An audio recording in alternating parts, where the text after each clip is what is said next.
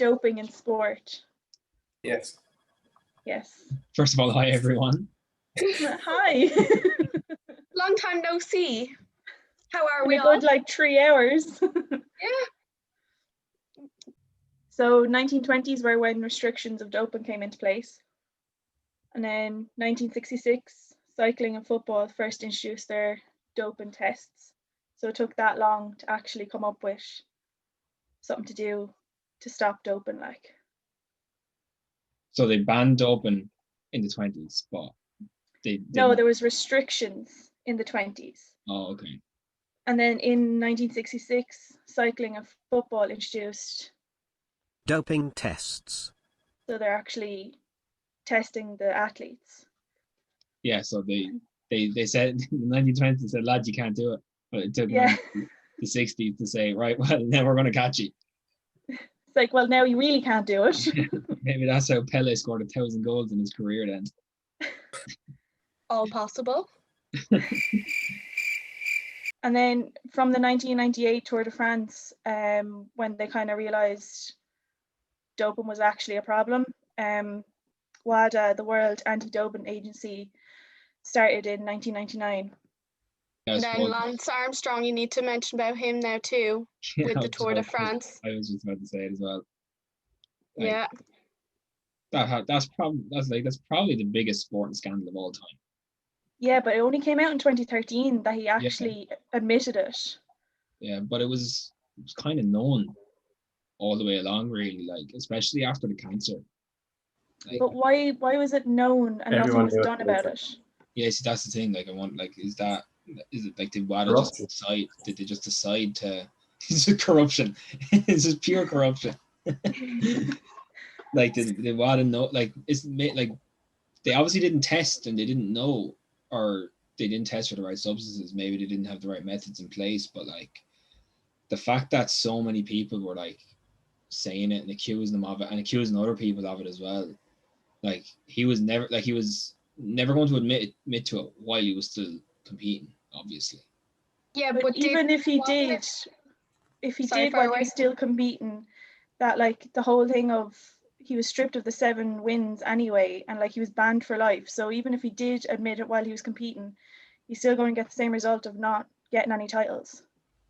Yeah, but didn't this all just come about like Floyd Landis when he started? And he was caught for his doping and got disqualified, and then didn't he land Armstrong in it? Did he? I have no idea. I think I seen something about that because Floyd Landis was doping and then got disqualified, and funnily he actually set up like a Floyd Fairness Fund, and that so he just basically got all his supporters to help him pay his like $2 million euro, I think it was dollar, legal bill for all his doping charges. Brilliant. But that's just like that's just the level of like they've absolutely no responsibility for what they've done either. Like, they've no accountability. Like, they don't really care. Like, even like everyone in cycling was doing it at the time, so he was only. They were just doing it because if they didn't do it, they wouldn't have a chance to win. So kind of led still doesn't make it right. Yeah, we see like with Armstrong, he was still celebrating titles, he was still winning, he was still getting absolute bags of money.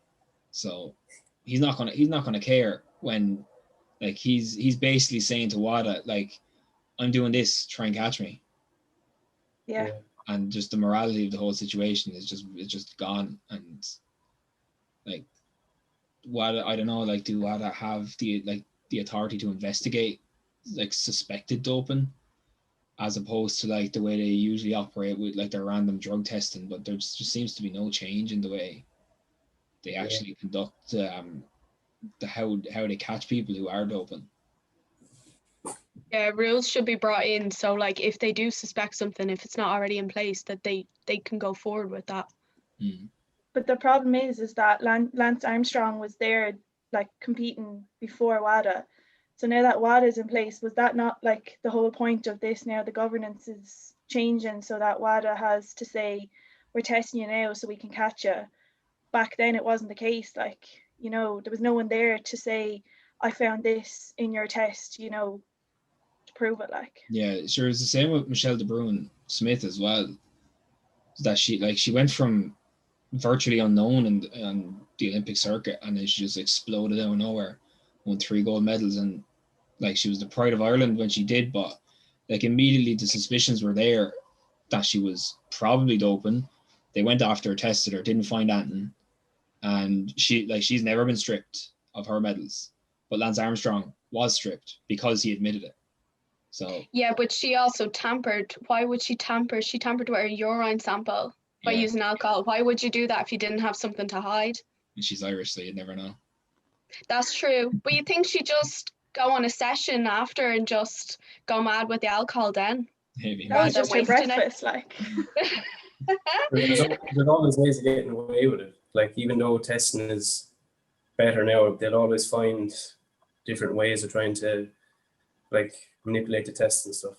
Yeah, sure. That's Even if- yeah, yeah. it's like WADA is always 2 steps behind someone who is doping, because the science is there to catch them, but the science is there to avoid it as well. Like, Yeah, and it's not even the science of it. It's a lot of the politics as well. Sure, you look at Russia and yeah, what happened exactly. there. Like that was state-sponsored doping, and it happened like during their own Winter Olympics in Sochi in 2014. Like that's when the bulk of it happened. Like sure, there was all these stories of like the Kremlin and all this. They were still operating and they were hiding samples and they were switching out. They had secret doors, secret rooms, and there was even, I don't know if you saw the Icarus film.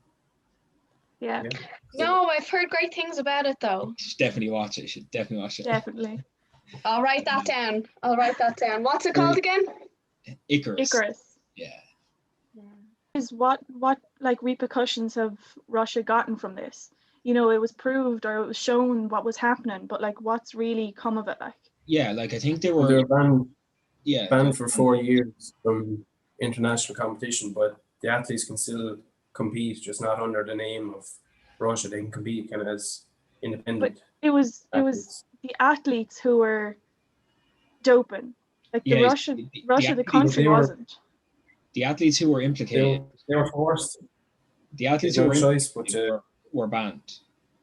And Russia were banned from basically flying their flag, having their national anthem, all that stuff as well.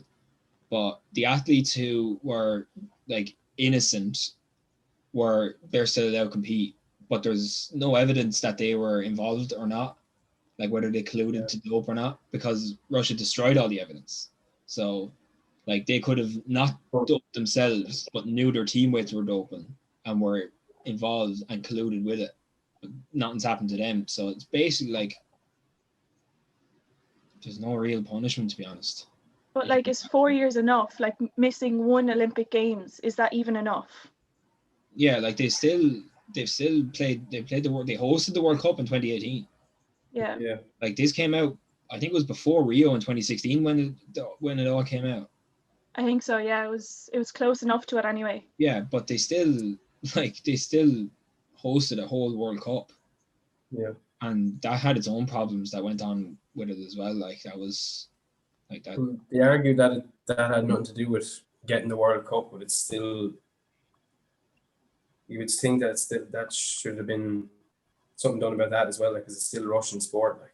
Yeah, like it all intertwines as well. Like why were they punished in one sense but not punished in another? And sure, that just seems like the IOC just they couldn't really be bothered dealing too much with it. They just like WADA apparently recommended heavier sanctions on them afterwards, but the IOC just decided not to do it. So Yeah, they seem So does that make WADA actually an independent thing to actually put in enforcements to people? yeah, You know, do they actually have any governance over anyone? Yeah, like it seems like they just have no like autonomy for themselves. Like especially if the IOC can come in and probably have Russian board members and stuff, and other countries who associate themselves with Russia and who have good relationships with Russia, and then just decide, sure, look, WADA caught them, but we're going to give them the punishment. It's not really a punishment that fit the crime. But I think that's the same in a lot of like these scandals. There's some people, depending on the person, they'll get a different punishment. I agree, yeah. Yeah, compared to what they actually should be getting. Like in those old like movies where, you know, and if you're in high school, if you're popular, you'll get away with not doing homework and stuff. So like now, Oh, literally. You'd see it in like Mean Girls and stuff like that. Oh, and the UCI, the Cycling's World Governing Body, they introduced a new 24-hour testing. So before, if you were being tested, you couldn't be tested between 11 p.m. and 6 a.m. So now you can be tested whenever they want. Like they can just show up and go test that now. That only came out in the last year or two, I think, anyway. So That's definitely a Why step would that forward. happen? That's just basically your time to do it then. yeah, but It's they've a changed stupid that now that you can't do that. Like Yeah. Because I remember there was there's been, I don't know if rumors or cases or whatever, but some long distance runners were actually taking blood transfusions. Yeah, that's what Because- Lance Armstrong did as well. And he did that as well, didn't he? Yeah, because something about the white blood cells in their body, or the red blood cells, is better for oxygen retention. Yeah, he'd take the samples while he wasn't on the drugs, and then keep the samples, and then he'd swap them in when they were doing the actual tests. That's how he got away with it for so long. and isn't that the point of WADA's biological passport now as well? Couldn't tell you. So like in 2009, they they revealed the effects of doping rather than detect the substances or method itself. So like if they took this drug, this is what would happen, rather than saying they took this drug, like, do you know what I mean? Mm-hmm. Like I can prove they took this drug, but it's more like I know they took this drug because of the outcome of it. But it's mad as well how the doping, like, it's not just humans that are being doped, like it comes into like animals as well, like with horses and stuff. Yeah, Yeah. even Like- greyhound racing, like. Yeah. It's always going to be the case that like people are always going to try and get a competitive advantage, and sometimes by any means necessary. Like It's not even in big, Olympics and World Cups and all this that it's happening. Like it's happening in the lower levels as well. Like even if you look at Ireland, GAA as well, like, and everything, there's stuff going on everywhere. But I find that that's not really like in the media half as much as the mega events and everything as well. So does that make the governing bodies think that they don't have to change or put anything in to change that because it's not in the media? They're just letting it go. They probably know Yeah. about it. Like they're probably, as I said, it's about people so if they know people like over certain teams and stuff, they won't want to catch them out, so they just kind of leave off with it. Especially you don't want to get on the wrong side of someone that you're friends with or something like that as well. And then they're just creating more work for themselves if they have to do that. Goes into the politics of it all again, like. Yeah, exactly, yeah. Okay, so in terms of unethical behaviour, like it can be part of corruption because people aren't being held to a certain standard outside of them performing or during a match or something. So like even if you take Michael Phelps, he was charged for a DUI and it was his second time being drunk. So like I know it's the media showing him because he has a name in the media, but like, it's not good enough. And then the court only sentenced him for an 18-month probation.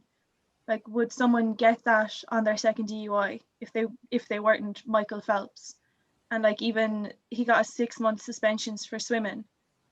Like it's the same thing of, okay, he has 22 gold medals, we'll leave him off with 18 months because he's a good guy, even though he's not clearly, like. Yeah, because he's seen as like a national treasure, that Yeah. he has such a high caliber name, and he's been so successful for the country that they've decided that he's almost he's almost above the law. Like I wouldn't say he is above the law, but you see that a lot with high profile sports stars and the behavior. Like even at the moment, like during the pandemic, the likes of like Jack Grealish for playing for Aston Villa and going out going to a friend's house, drinking, and then drinking and driving and crashing his car. And he puts out a video on Instagram apologizing and completely gets away with it. Like there's nothing brought up from it. Or Kyle Walker having a massive party, having escorts over to his house during lockdowns, and nobody batting an eyelid because they're sports stars. They're At the same time, they're seen as being they kind of doing held it. to higher standards because they're Yeah. kind of public figures. Like it's not really their responsibility to be like squeaky clean and do everything right at all times. Like there's just people at the end of the day. Like it's not their Yeah, but then responsibility. again, if you think about it, if those people are doing it and you see that person, like if you're a gullible or naive, like say 16-year-old, and you're looking up at this soccer player and you're like, oh, I want to be them. Oh, they're going up to their friend's house. They can do what they want. I'm going to do what I want. You know, like that's still not right either. I do see where James come from as well. Like people do make mistakes, but like when there's such big mistakes and some of them are reoccurring, like they need to have like punishments, and that's just not happening. Like if your workplace found out that you were doing this, you're more than likely going to get a stronger like repercussion from it rather than just 6 months off and 18 months probation or something like that. Like as a normal person, your workplace is going to take it harder than someone who's like a governing body, and that's not right. Yeah, they're basically getting off easy. Yeah, especially because like these people are seen as role models, and they're seen as like idols for especially for young people. Like the influence these people have over the children especially it's massive. Like they'll copy everything they do. They'll wear their name on their shirt.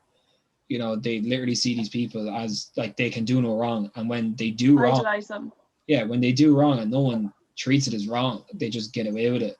That's also like use their money to get away with things as well. Like if they're really caught with something, they can't like just get their way out of it because they are like who they are. They can still just pay people off to get away with things. Like see, brings it back to the bribery as well. Like but you see, like and Conor you see, McGregor, like where their money comes from.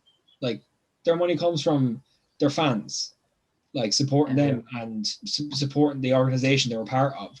But when the money is going towards these, like Conor McGregor, like you said, the way he carries on, like outside of the octagon, he's still getting $200 million fights with Floyd Mayweather, and a couple of weeks later he's punching an old lad in the head in a bar in Dublin because he doesn't like his whiskey.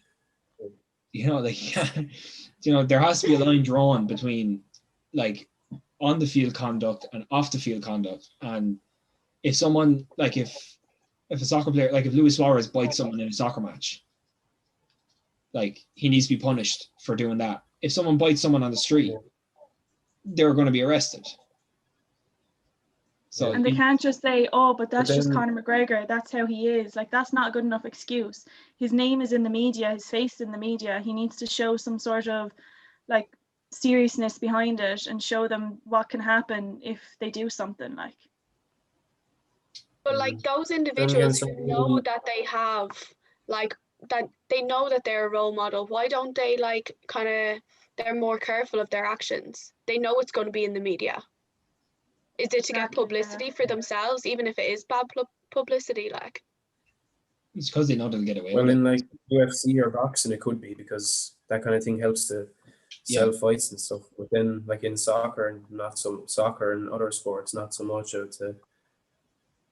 Yeah, there's always an element of no press is bad press and building up your image, but there has to be a line drawn between the conduct of sports personalities and sports stars and how they go about their daily lives outside of the sport, because they can act a certain way in the sport and they're seen as this type of person, like the way the likes of like Paul Gascoigne, George Best, Maradona, like the reputations these guys had for their off-field conduct has, it's almost outweighed their impact as players.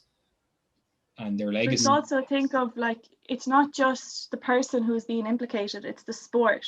Like if you look at it now that Lance Armstrong has been seen as doing this or have like doping and stuff, now everybody, all cyclists, they're all doping, they're all, you know, misconduct and everything. So like it's not just the person, it's the sport that's suffering. So the governing body should look at this and say, this isn't okay, we have to do something about it. Like, Yeah, and it ties back They're into completely ruins.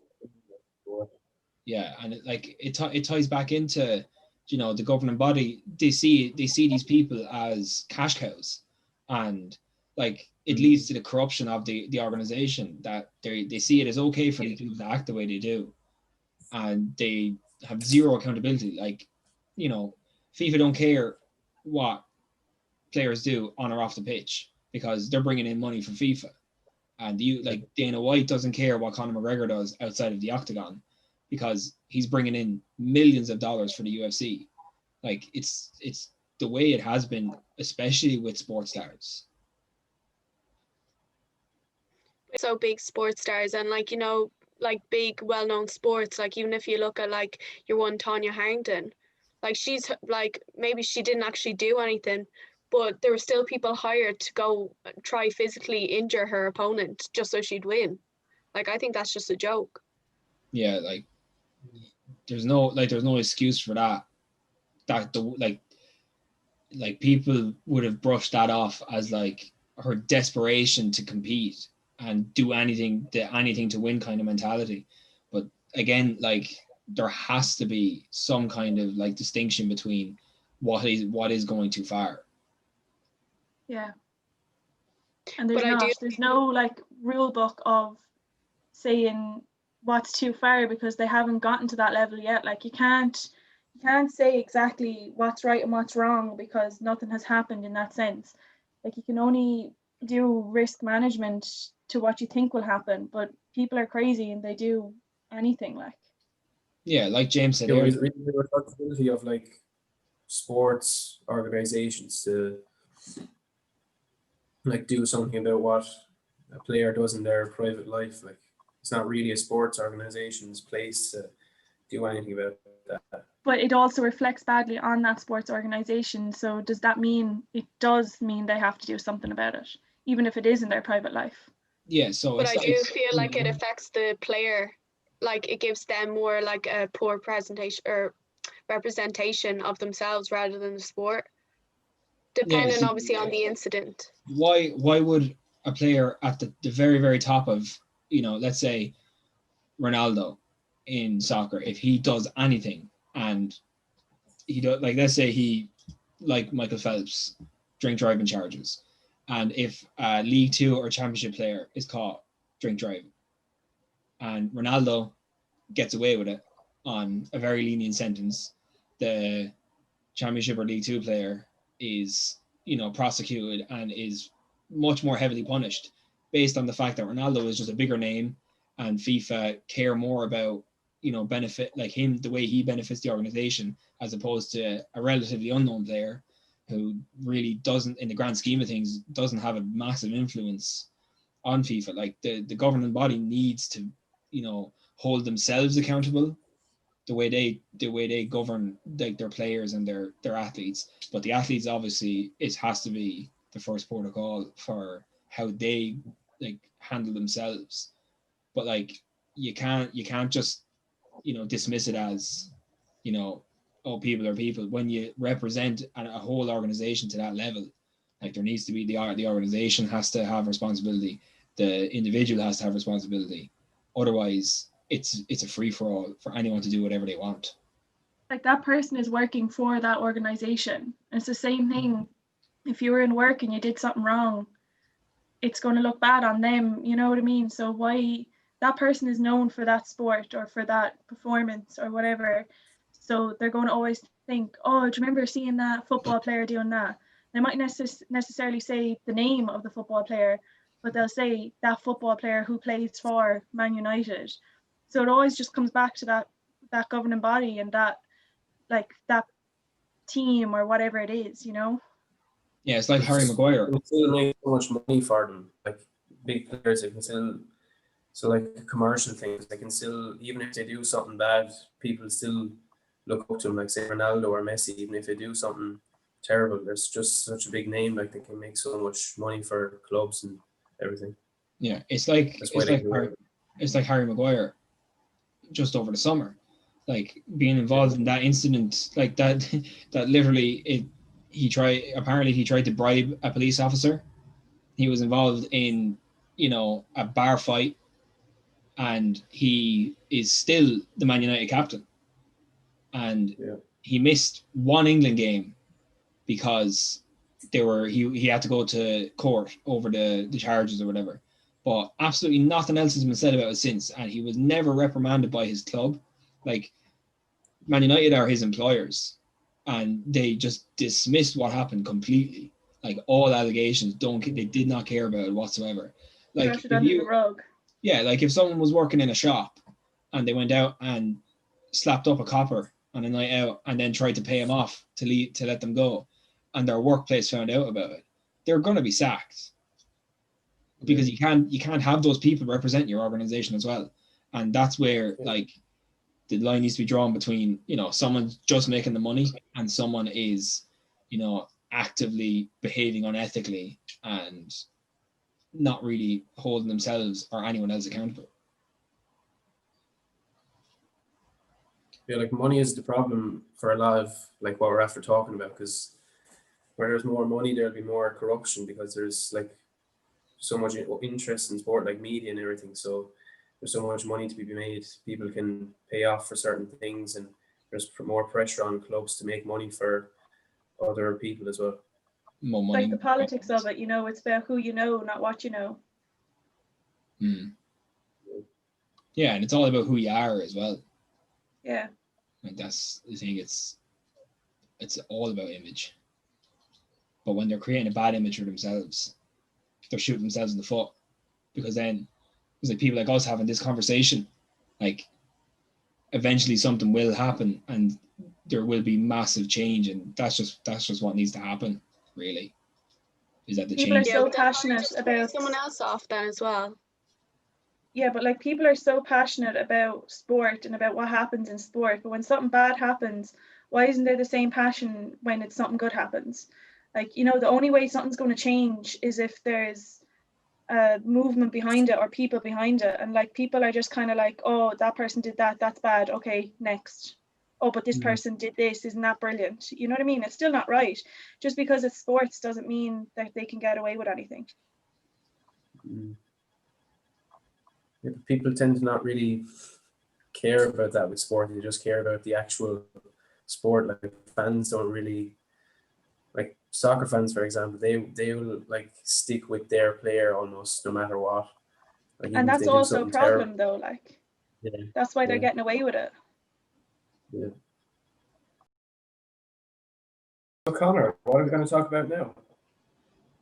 I'm not doing that. It's too awkward. No. I'm definitely. Sorry. I'm leaving that part in. That's staying in. Nearly have tears in my eyes. Like, if you want that cut out, you have to give me a tenner. Speaking of bribery, there's bribery for you right now. As for snooker, actually, the bribery that's happening in snooker as well. Like ever since it's now become, but I feel like ever since it's become a professional sport, like there's just so much corruption there, and like match fixing is just so common. It's nearly like a part of snooker, I feel. I think if you think about it, like the type of game snooker is, it's very hard to determine whether a lad is after, you know, missing an easy pot or kind of leaving themselves.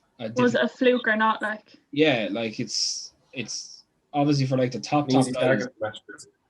Like if they make it obvious, it's easy to catch them. But you know, like even little things like overshooting a white ball that you know is going to roll into a pocket and foul or anything like that. But sure, even with John Higgins, like I think he was world number 1 at the time, and he was caught up in a match fixing scandal because apparently some group approached him. It was a kind of a betting conglomerate or something like that, and they pressured him into throwing a match, or I think it was either match or matches. But he was never actually, he was cleared of match fixing altogether, but he was actually banned for 6 months because he didn't report the illegal activity that happened.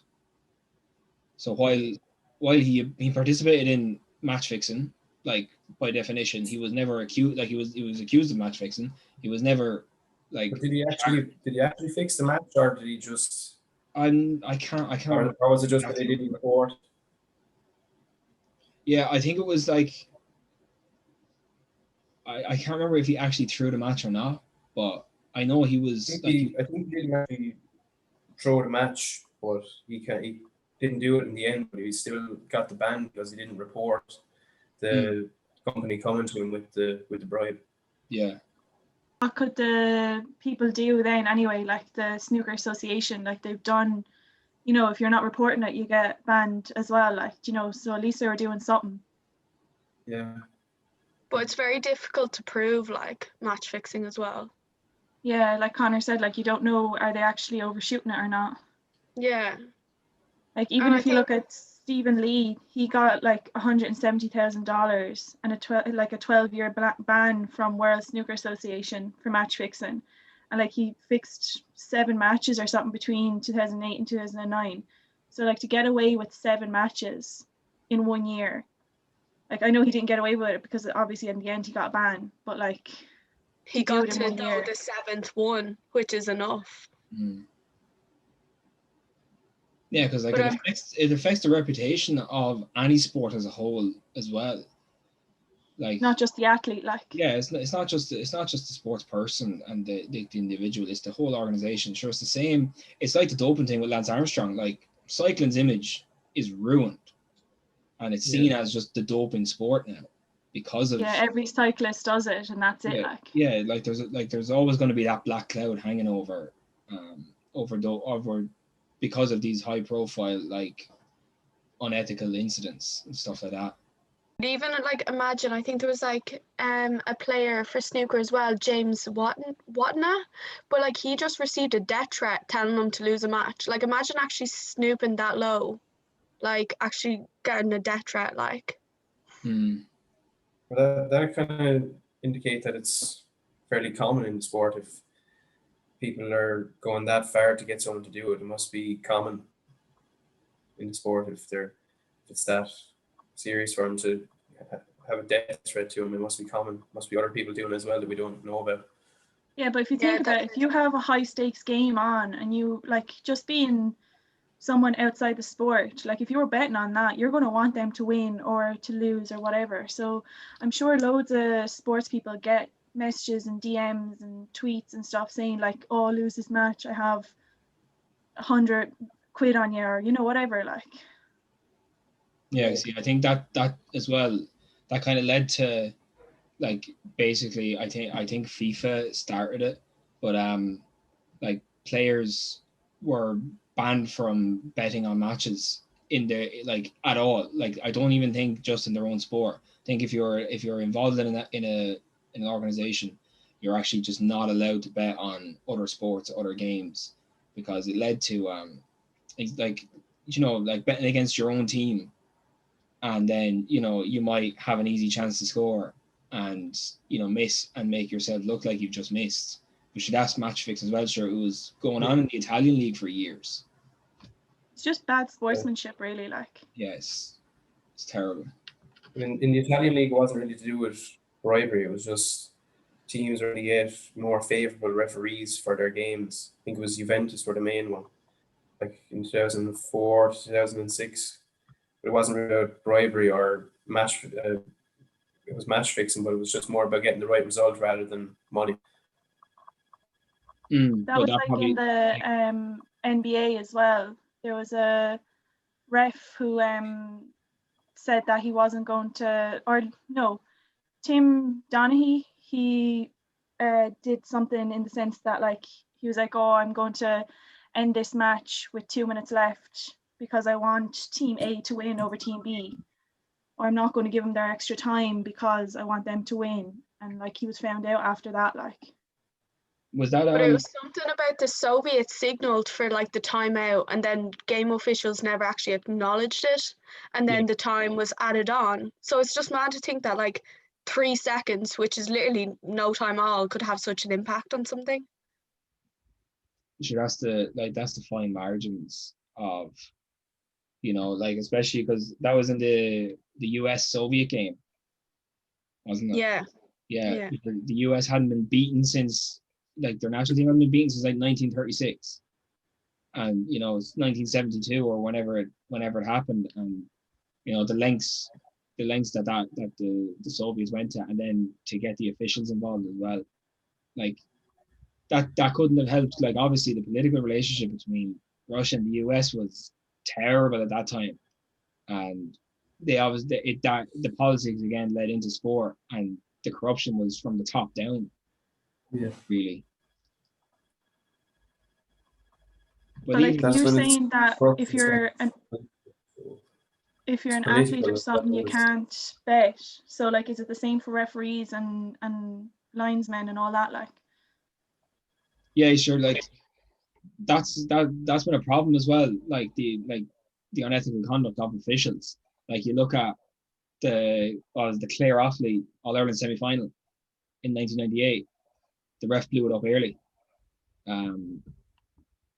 I think it was Clare were leading, and Offaly were trying to get into the All-Ireland, and the ref blew it up minutes early, and it actually forced a replay. Like the GA decided to replay the game because the referee willingly blew it up early. Sometimes I do feel like the referee does forget nearly, you know, when there's like a stop and play, they stop the watch and then they go to play it again, but they actually never like click their watch again. So sometimes I just feel like it's just the referee. Like that's happened. Like I remember playing I think it was a county semi-final. Like it was under 16 or minor, and we were playing against like parish rivals basically, and we were losing by like a point or two, and the ref had said there was like, obviously this is like lower level hurling match, there was no official timers, the referee has his own watch and no one else questions it, but one of the players had asked the referee how long was left, and he said there's 2 minutes left and there'll be 2 minutes added on at the end, and sure, like no joke, literally 30 seconds later he blew the final whistle, and parents were like attacking him. Like he had to be like escorted off the pitch after an under 16 match, because the worst thing is that the referee was, well, rumored to have not liked our club for a very, very long time.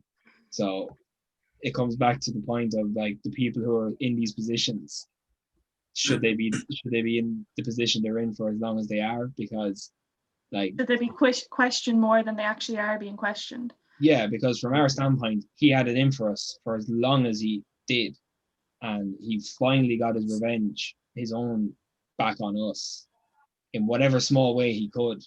Like it was something about our senior team had beaten a team he was managing 20 years previously in a county final, and he was still salty over it, but decided to take it out on a bunch of young lads that weren't even.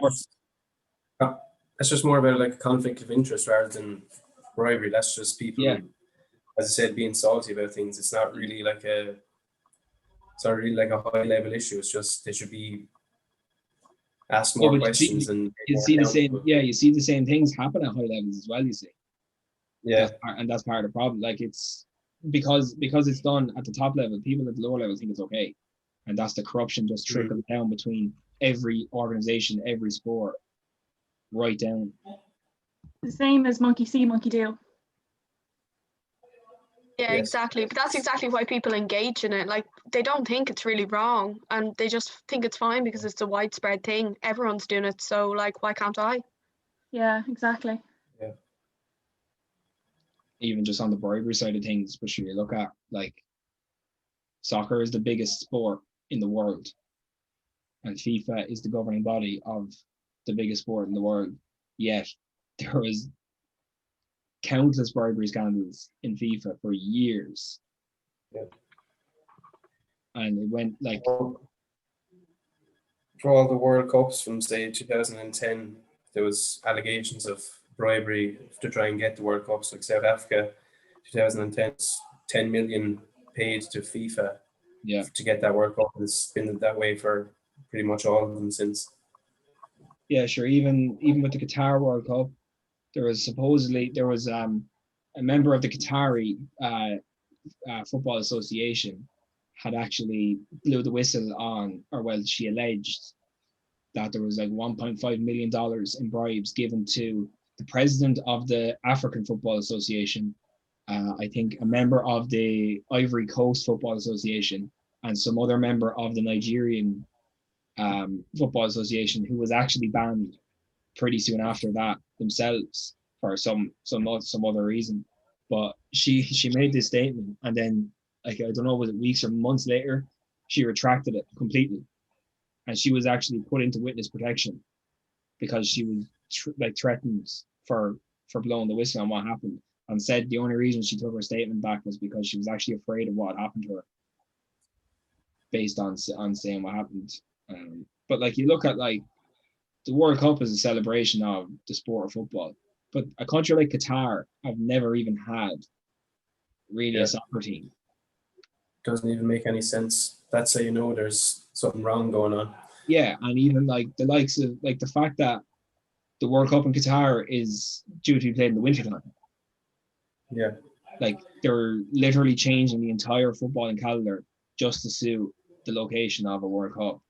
So, and the fact that all the allegations of bribery have come out it's not helped. I'm sure. Like Sepp Blatter trying to cover up everything that he was involved in with all the bribery scandals. Sure, even Nike themselves were alleged to have, I think, paid $40 million to secure the rights to supply the Brazil national team with all their kits and accessories, and they were, like the fact that they felt the need. There's bribes as well for like the TV rights for the World Cup and FIFA matches and stuff as well. It's not just about getting the World Cup. It's probably throughout it. We just don't know about everything else yet. Mm-hmm. Just so there's bribery scandals as well between like the selection process, I think, for the 2010 FIFA World Cup host and then the 2011 FIFA presidential election. The bribery scandals there were ridiculous too. Yeah.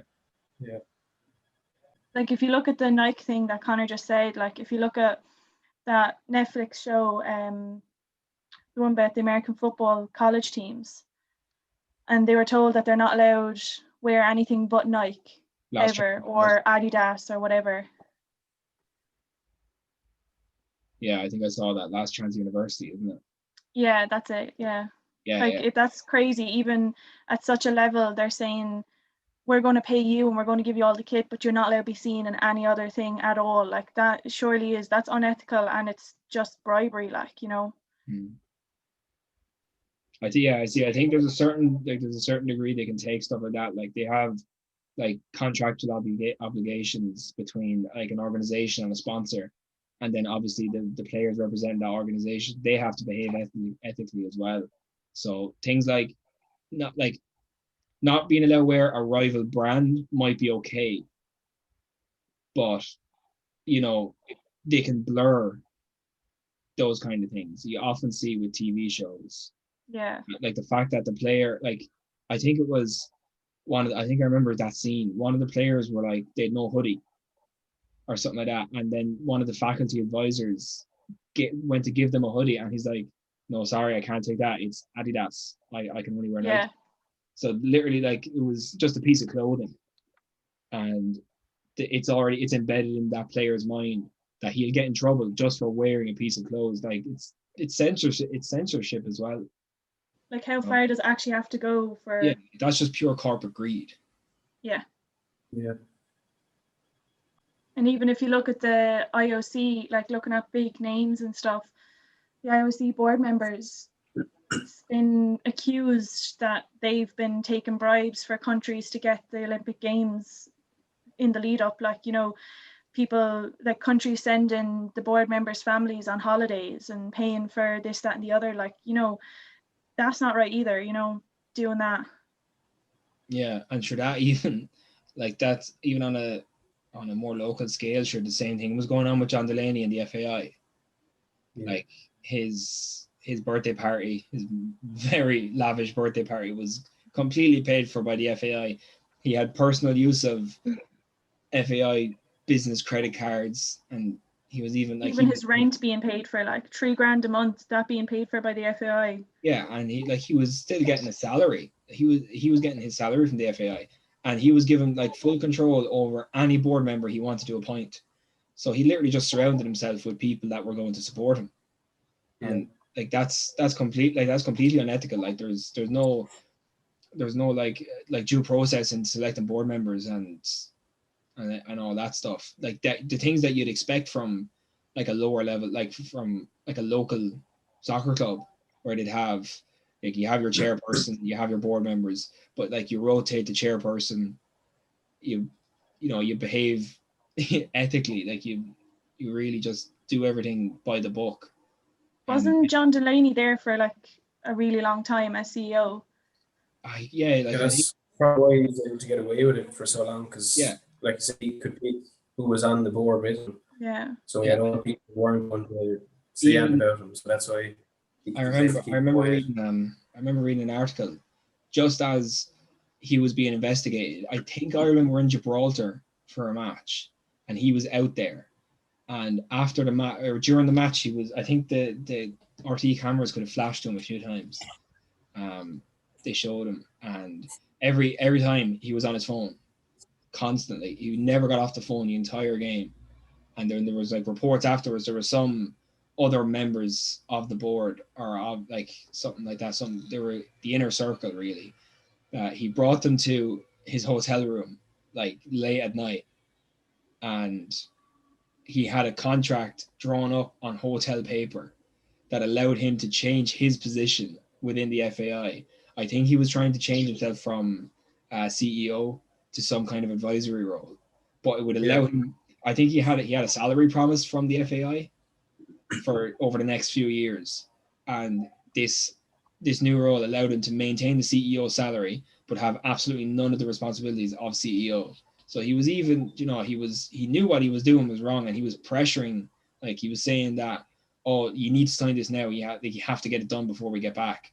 So, you know, even then, like that's completely unethical that he's pressuring other board members into allowing him to basically do exactly what he wants. Saw himself as a kind of a god in FIFA.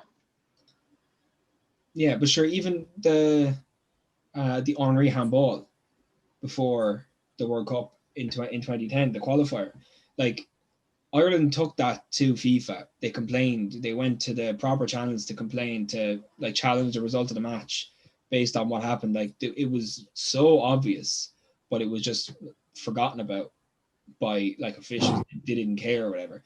But supposedly FIFA gave Ireland a 2.5. I think it could have been a 2.5 million bonus in their funding, and it just basically shut up and just go with it, like. Yeah, and all the time the FAI were going into more and more debt because of what the way John Delaney was running the show. And he tried to pay it off with his own money then as well. Yeah, tried to come across as a good guy. Yeah. He didn't pay back though half as much as what he took, not even close to it. Yeah. Mm-hmm. The FAI are trying to restructure now.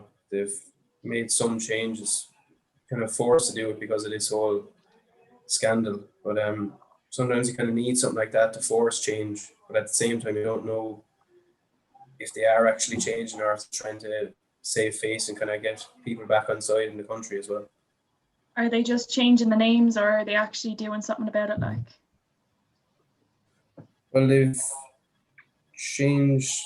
Well, there's less people on the executive board, from 14 down to 9. But I don't know what difference that really makes, to be honest. That's all they seem to have done so far. So they just basically threw off 2-3 people and call it a day. Less opinions, less voices Yeah. to listen to. Yeah, and that's something that, like, you know, being a national governing body of the sport, they need to, like, the clarity they need to provide to, like, not even the general public, but just to, like, to who oversees them. You know, they're the top level of the FAI. So do they answer to the government? Are they, like, different from the government? Like, where's the autonomy and how much do they deserve? Like, especially based on the practices of the last, 15 years. Like, do they actually deserve to govern themselves? Or have they now kind of almost ruined the structure of Irish football? Like, you look at, like, even down to, like, the Irish League, the Airtricity League, the grassroots leagues. There's just very little actual effort put into developing soccer from the top down. Like, there's loads of effort from players, coaches, volunteers, like from lower leagues. But the actual, like, the way it's structured is they're just not given enough support from the top. Like, they're feeding themselves. So there should be an independent body to say, do this way. Yeah, like there's no way he should be able to, like, pay debts with his own money and that not be noticed for so long. There should be someone that can check on that at all times. Yeah, but I don't think this is actually going to happen, though. Like, nothing's really going to change. It's worked for so many years, in the sense that they're getting away with it, or they got away with it. But now, because it's in the media and the public are seeing it, now they're going to have to change it. And is that the only reason they're changing? Is because the public are seeing it? Is it kept behind closed doors for how long? Like, yeah, I completely agree with Siobhan. If that whole scandal never came out, it would have never changed. Yeah, and that's the problem. Is it just because of media now that people are feeling the need to change things? And, like, if that's the case, then does media need to be more involved, in the sense of basically putting a window in that door and showing exactly what's going on behind it? Like, but they'd have to get involved in every single sport, though, too.